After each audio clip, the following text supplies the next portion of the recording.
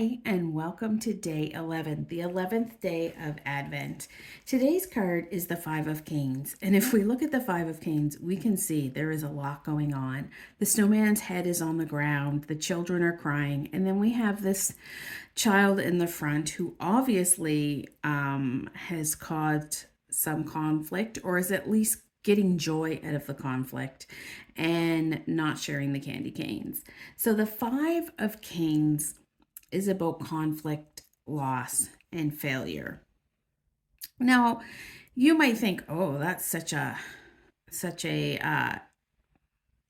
sad card for this time of year," but really, in conflict, loss, and failure is where we learn our lessons, right? So I want you to listen to the story and the meaning of the card as the author uh, meant it. Along with the Nine of Canes and the Ten of Canes, this is amongst the most destructive and brutal of all the cards. The scene is obvious. What should be glorious winter day, building a snowman with friends, has turned sour.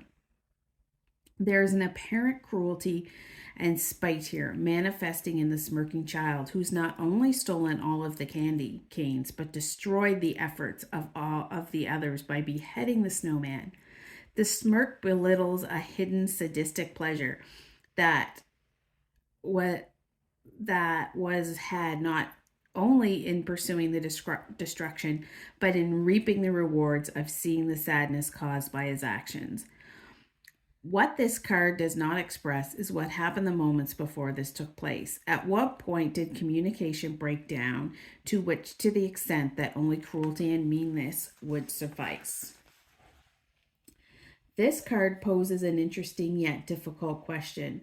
Which party are you? Are you the defeated one where the quarrel or the situation has led to a complete breakdown of communication and civility?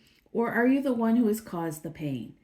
This card asks you to evaluate your actions, especially when cruelty and blame are the cause of strife and discontent. Your dignity may have been attacked, and gossip and rumor might be rife. Or you may be the one instigating those very things. No good will come of this situation.